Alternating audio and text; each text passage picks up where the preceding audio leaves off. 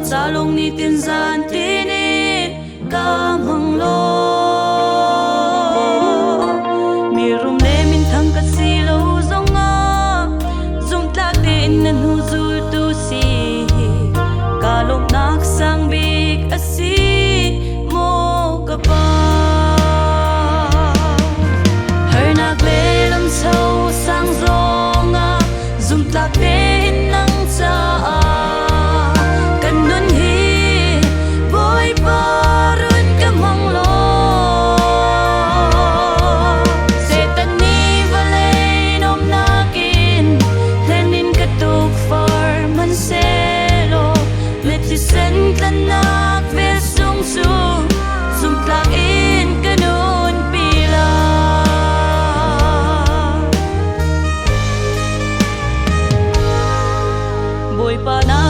Bentuk tin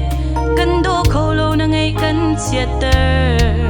Sual nak sunga ni tindi riamin Kan takto Ni tin kanun nak ni hinboy pa Nasun par na kalang ton lo Na ngay kan theater sual to ne ka boy pa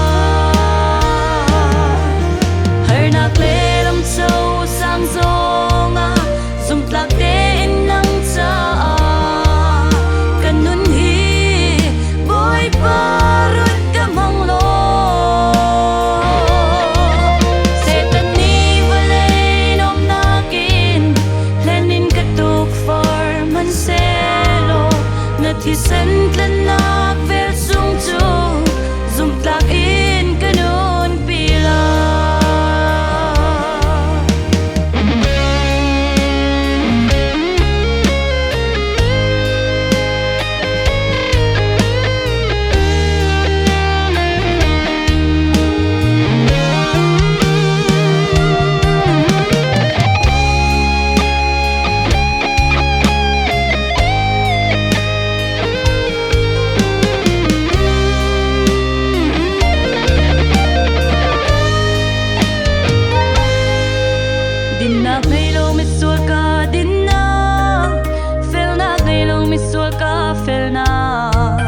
Kaboy pa zisu nang malongkan Bautsan sang lan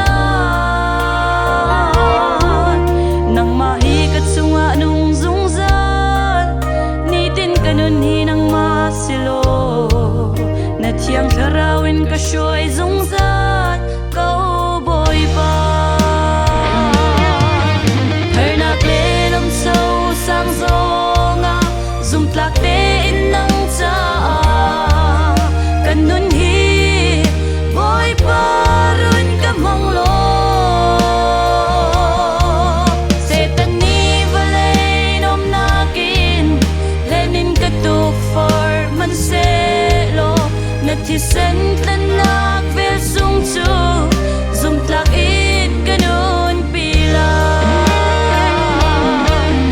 Her naklelam sa usang zonga Zum tlak din ng kanun hi boy parun kamang lo